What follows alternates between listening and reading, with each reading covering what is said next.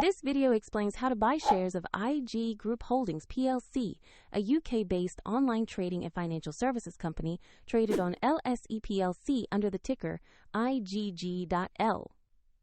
This is for educational purposes and not financial advice. You need a broker to buy shares, and I will use eToro as an example to demonstrate the process. After registering, you must verify your account, usually with an identity document, and add funds to your account before purchasing.